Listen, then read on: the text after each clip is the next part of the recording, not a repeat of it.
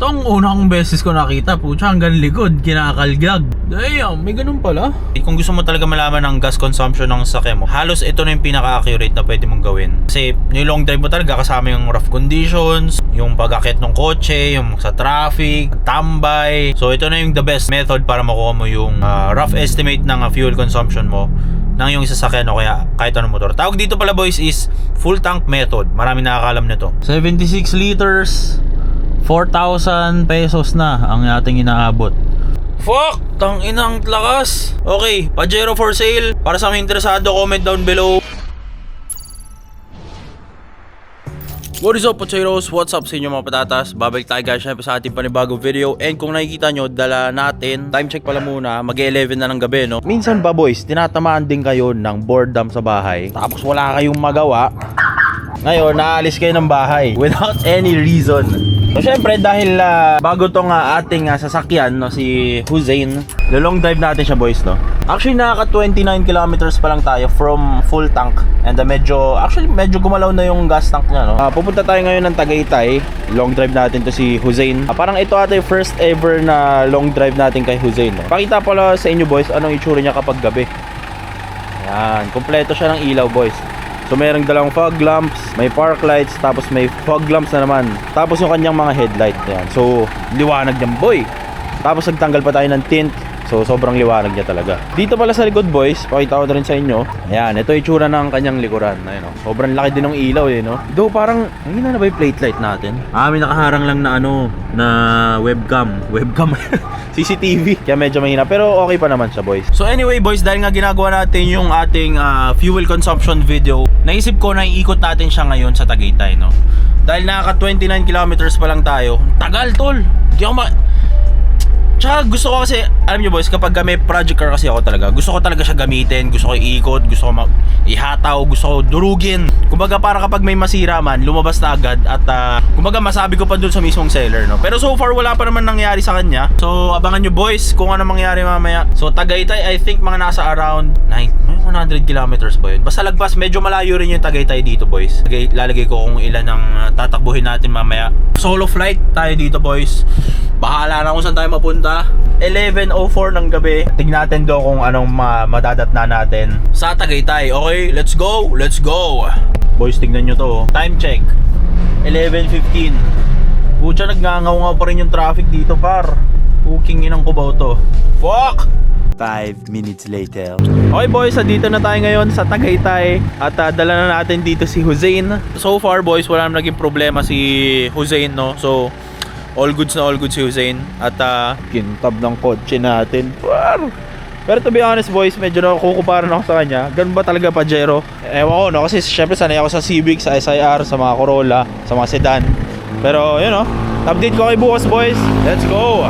Good morning sa inyong lahat boys. And nandito na tayo ngayon sa One Tagaytay Private Residences. Ever na gusto nyo pala mag-book dito boys, nandito yung details dyan. Gusto ko ipakita sa inyo yung room na nirent natin. At para makatulog, no? At malong ride natin si Hussein. So sobrang chill vibe lang boys, no? Ewan ko kung Taal Volcano ba to? Kasi parang lahat ng makita kong bundok dito sa Tagaytay, putya, agad eh. Taal Volcano agad eh, no?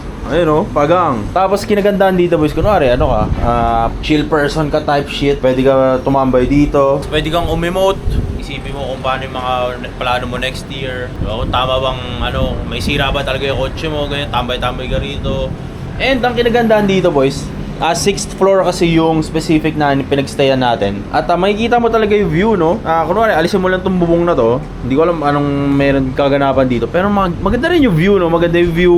Okay din, tol. Ayun, tapos may Ferris wheel doon. Ayun, Ferris wheel. Nabubok rin siya sa Airbnb. Ito yung itsura sa labas. May unan. So, hindi ko alam kung ilang tao mapagkakasya nyo dito. May CR din. May sobrang lamig na aircon. Hindi ko alam mag-aircon ka pa dyan. Gusto nyo i-book. Gusto nyo tumambay ng Tagaytay. The place to be. Tibay rin dito, tol.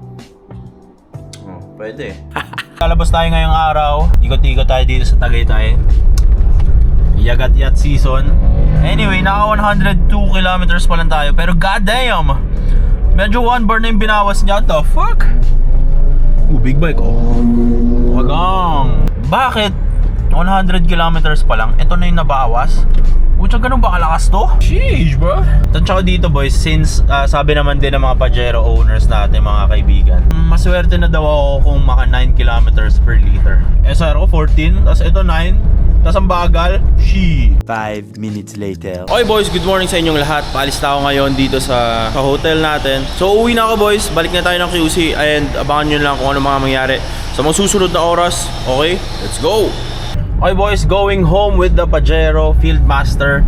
Time check, 10:32 in the morning. And na-realize ko lang boys, no, okay din pala na nag-long drive tayo ngayon dito sa Tagaytay para makita ko kung gumagana talaga yung temp, outside temp. Ayun o, pucha 27, totoo ba to? Ano yung aircon? Tsaka makikita ko dito boys na gumagana talaga yung altimeter natin. Kasi dati, ano yan, parang 10, 16. So mamaya, pag nasa QC na tayo boys, makikita natin kung gumagalaw-galaw yan. Pakita ko na rin sa inyo. Tinatakbo pala natin is 113 kilometers pa lang. At eto na yung nababawas sa gauge natin. Pabalik na ulit ako ng QC boys. Update ko kayo kapag may significant na nangyari, kapag may nabangga, may naputulan ng paa, ganun. So papunta siguro dito mga utama 100 eh. So curious din ako sa 92 liters, kung totoo yung sinasabi nilang 92 liters, kung ilan talaga yung aabutin ng full tank nito. Ilang kilometers ang mapupuntahan ng isang full tank ng isang Pajero Fieldmaster. Feeling nito pagdala natin yung Pajero na to, parang kailangan ko pigain na, alam niyo yung sa mga, kunwari naka-sedan kayo, naka-Corolla kayo, naka-Civic kayo, alam mo yung effortless ka, nakaka-100 eh. Naturally, magana ata talaga sila, or mabilis, ewan ko eh.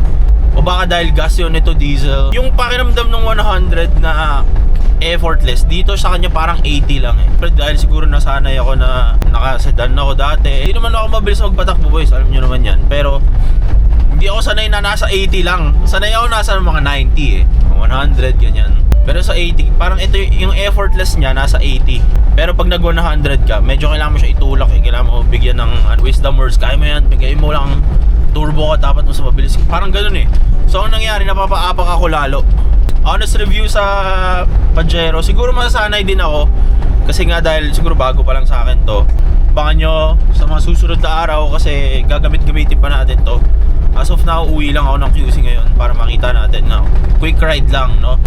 Para kung may masira, mabalik na agad natin doon sa owner. Charot. Let's go.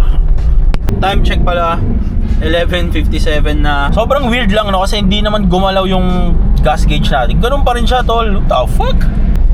Init na kanina, 26 eh. Taas natin boys is 1,018 pesos. Kanina mga nasa 900 lang eh. So nalaman ko na pagdating sa altimeter pala, mas mababa, mas mataas. Mas close to zero, mas mataas. Okay? Hindi ko alam anong lugar to eh, pero Manila na. Init sa labas to eh. 40 pesos. Shit. Update kayo pag uwi. Let's go. Okay boys, nandito na tayo ngayon sa QC. Bahay natin, and bahay natin dito boys. Ayun yung ating Revo. And tinakbo natin total is 186,000 pesos. No, 186 kilometers ang ating tinakbo. Time check 1:12 ng tanghali. Altimeter 10:13. Sabi sa inyo boys, 10:13, 10:16, di nagkakalayo. 36 ang init par. Anyway boys, ang nakakapagtaka lang talaga, hindi naman halos gumalaw yung gauge. Galing pang Tagaytay yan. Ba talaga siguro kapag diesel or something? Weird lang kasi ba't hindi gumalaw? Pucha, papunta tayo gumagalaw, ngayon hindi na gumagalaw. Ano to? And so dahil hindi ako satisfied, dadalhin pa natin to sa mga malalayang lugar. And so far sa kanya, sa ating first ever long ride para kay Hussein, wala naman sira, wala naman tumirik, wala zero problems talaga tong sakin na to. Papaisip ako, ano ang next upgrade natin para dito. Malamang sa malamang siguro tint. Kasi ang init talaga tol, parang sinusunog. Doon malamig yung aircon niya. Sobrang lamig ng aircon nito boys. Ditong side malamig boys. Ditong side naman mainit. So what the fuck? Abangan nyo sa mga susunod na vlog kung saan tayo pupunta. Di ako satisfied sa 186 na tinakbo lang natin. Dapat at least maka 300 pataas tayo para makita natin yung fuel consumption ni Hussein. Okay? So abangan nyo next part ng video na to kung saan pa tayo pupunta. Let's go! The next day. And good morning sa inyong lahat boys. Syempre hindi na naman ako makatulog. Pupunta tayo ngayon ng Olongapo City. As of now kasi pala boys, nakaka 205 na tayo. And yung gas gauge natin is medyo middle na, no? And to be honest boys, halos lahat ng dinaanan natin dito is hot. pucha traffic tol. So naisip ko medyo magiging madaya siya kasi parang naging traffic fuel consumption ang nangyari dito kay Hussein. So anyway, pupunta tayo ngayon ng Olongapo. May mga errands tayong gagawin doon. Time check pa lang ngayong araw, 3:15 pa lang boy. Malayo yung biyahe to par. Update ko na lang kayo from time to time boys kung kapag tumirik, nag-overheat o kung ano man mangyari dito kay Zane. Again boys, ginagawa natin to para if ever man may masira, lumabas na yung kung ano mang masira dapat dito kay Hussein, no? So stress test to para sa ating panibagong project car ngayong 2025. Okay? Simulan natin ang biyahe. Let's go! Time check pala, 6:05 na ng umaga. Naka 306 kilometers na tayo. Wala pa sa kalahating ating gas consumption. And damn, look at this. Woo! Hey!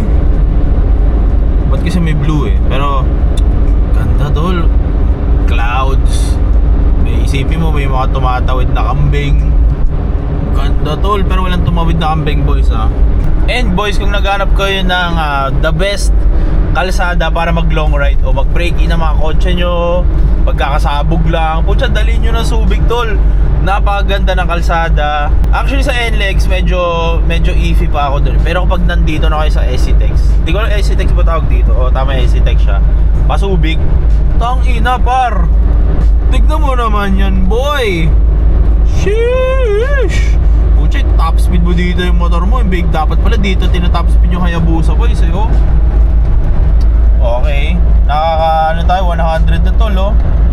Gusto ko siya pigayin kaso baka may mangyaring karumal-dumal eh. Pero sabi ng dating owner nag 140 daw to. Ewan ko kung totoo yun ha. Feel ko kaya naman talaga pero nakakatakot eh. Gusto ko i-appreciate nyo yung surroundings. Damn, maganda siguro to kung medyo na-late ako ng onte no. Ganda ng kalsada to, lalo may walang lubak. Akala mo talaga walang tagtag yung 90s car natin. Pero ganda tol, tignan mo yung hood oh. Pagang 25 na sa labas boys, gumagana pala talaga to no. Okay boys, dito na tayo ngayon sa Subic. Medyo nanganganib na yung ating gas gauge. Medyo lagpas na siya na kalahati boys. Abot kaya ng 500 kilometers to. God damn. So, ikot-ikot lang ako dito boys sa Subic area. Ayun 378 na dating tinakbo. Medyo medyo 40% na lang yung natitira. Sana umabot pa, makauwi pa to ng QC. Good evening sa inyong lahat. Pauwi na tayo ngayon ng QC. Nakailang patakbo na tayo. Medyo tingin ko medyo malakas sa gas yung ating Fieldmaster no. 12:05 na ng gabi. Tinatakbo natin boys is 443 na. And 443 na ang ating tinatakbo. At meron na lang tayong onting gas na diesel na natitira. Hindi ko actually sure kung aabot ba to isang full tank ng balikan. Base sa Waze, meron pa tayong 180 kilometers to go. So hindi ko alam kung kasya na ba to or what. Pero pag uwi natin, papa-full tank ulit tayo. Siguro bukas na o mamayang gabi. Depende sa pagod ko sa pagdadrive. Pero anyway, uwi na ako ng QC ngayon. Update ko na lang kayo sa kalsada. So far wala talaga naging problema dito kay Hussein. At sobrang bait ng sasakyan na Totboy. And sobrang nakakapanibago talaga kapag nakasakay kayo sa SUV na luma. Medyo maalog, medyo mataas, medyo pagdating sa comfort syempre lamang siya. Pero pagdating sa speed doon siya medyo kinukulang no. So anyway, update ko lang kayo mamaya again kapag nagda-drive na ako. And pray for us, sana makauwi tayo ng QC ng safe. Let's go boys. Pakita ko na rin pala sa inyo boys anong itsura ni Hussein kapag sa madilim. Kasi medyo na-amaze ako sa fog lamps niya. Ang ganda, puting-puti. Ito sa interior niya, lahat ng nandito boys is LED na. LED yung mga gauge, LED yung mga shit dyan. Pati nandito LED na rin. Tapos dito naman sa kanyang headlights and fog lights. Ayan. Hindi pa actually naka-on yung headlights niya. Fog lights pa lang yan boys. Ayan. Ayan yung kanyang baton. Liwanag eh no par. Tapos buksan natin headlights. Pakita ko sa inyo. So talaga dito kay Hussein boys. Ang liwanag talaga. Ito yung kanyang headlight niya boys. Pagang. May dagdag pa rin yan paro. Pagang. Tas bright. Pak. Liwanag talaga to. Pero usually kapag nagda-drive ako nakaganyan lang. Parang hindi nakakasilaw. Depende sa kalsada. Pero pag city walang fog lights. Pag na medyo long drive pa yan, naka fog lights tayo para medyo safe tayo sa kalsada. Okay, let's go! Okay boys, quick update. Dito na tayo ngayon sa NLEX na. Papasok na tayo NLEX. Time check, 1:07 na ng madaling araw. Naka 512 na tayo. Tinatakbo natin. At yung gas gauge natin, makunat-kunat siya this time. Medyo ano na lang to, medyo 30% na lang. Tingin ko aabot yung isang buong full tank natin ng mga nasa 600. May 90 kilometers to go pa eh. O tama, 90 kilometers to go pa ayon sa ating Waze. So tingnan natin hanggang saan ang full tank ng isang Pajero Fieldmaster. Let's go! The next day. Okay boys, good morning sa inyong lahat. At nandito tayo ngayon sa Pajero. And naisip ko lang no na hindi na ako nakapag-vlog kagabi actually kasi medyo pagod na, medyo late na rin. Pero currently, tinatakbo natin is 619 kilometers. And yung gas tank natin boys is sagad na sa baba. Pero ang concern ko dyan, bakit hindi umiilaw yung... Kasi di ba minsan kapag low fuel na kayo, dapat iilaw. Nang ngayon, hindi pa rin siya umiilaw. So hindi ko alam, ano ba to, sira ba to? Medyo iniikot ko siya dito na lang sa around the area para if tumirik man ako, may mag-a-attack sa atin, no? Inuubos ko na lang siya boys para makapagpa-full tank na ulit ako ng diesel natin. Para makita ko kung ilan ang fuel consumption niya. Naka 620 na tayo, pero parang medyo maiksi siya, no? Para sa isang 92 liter na kotse. Medyo maiksi yung 600, na-expect ko dapat maka 800 sana ito eh. Share ko sa inyo ano yung driving experience kapag nagda-drive ng 2003 Mitsubishi Pajero. Iba talaga yung dating kapag naka-Pajero kayo boys. May dating siya, iba yung arrive mo, iba yung tingin sa'yo ng parang ganun, medyo mayama ka tignan. Tapos sa driving experience guys, sobrang favorite feature ko dito yung adjustable suspension niya, yung ito, soft, medium, tsaka hard. Pagdating naman sa pang date nights, medyo hindi ko marirecommend tong Pajero pang date nights kasi medyo malayo, medyo may ano kasi boys, may center console, may ganito oh. So, hindi kayo makakapaglabing-labing. Yung kung yung love language yung physical touch, medyo hindi siya applicable. May bench type, hindi siya bench type boys eh. Ano siya, parang captain seat type shit. Parang mga modelong kotse. Pagdating sa POV, kapag nagda-drive kayo, gustong gusto ko talaga yung feeling na parang mayaman, yung sobrang dami mong makikitang mga wooden panels. Ayan, may mga wooden panels dito, meron dito sa gauge, dito sa gitna. Sobrang dami, pati doon sa gilid. Sobrang ganda. May gauge ka pa na ganyan. Ito sobrang useful sa akin to boys, yung outside temp, kasi nagagamit ko talaga. Curious ako, ba't ang init sa labas? Itong altimeter, curious ako kung mataas na ba ako. Mga ganyan wala naman akong pake, pero since nandito na siya, palagi ko na siya tinitignan. Sa headroom naman, pagdating sa headroom, sobrang generous pa ng space na to. Ayun, makikita nyo. Ano ako boys, 5'11 ako, pero tingin mo, taas oh, taas pa rin. Kapag nagda-drive kayo, sobrang comfy ng sasakyan na to boys, dahil nga meron siyang armrest. Ang hiling ko lang, medyo sana mas mataas yung armrest, medyo mas mahaba, kasi yun, medyo maiksi lang siya. Tapos hindi siya katulad nung sa CRV. Sa CRV kasi boys, isang lapag lang siya. Ito, na-adjust mo, ayun oh. May settings. So depende siya syempre kung malaki ka ba, anong setting ng gusto mo ng armrest mo, nakadepende. So mas maganda na ganito, medyo na mas na-adjust siya. Isang pinakamagandang gusto ko dito sa Pajero na to, yung mga nakikita ko sa kalsada, yung salamin mismo. Tignan mo, ang lalaki par. Okay nang lalaki ng salamin boy, hanggang likod, tol.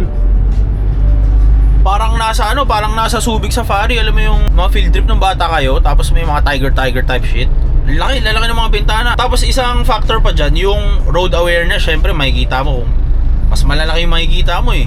Mas hindi ka mababangga. Mas maraming makikita mo yung mga encounters, mga banggaan, yung mga kamote, mga bobo sa kalsada. Makikita mo kumbaga iba yung road awareness mo pag nakasakay ka dito sa Pajero. Kasi lalaki talaga ng mga bintana tol.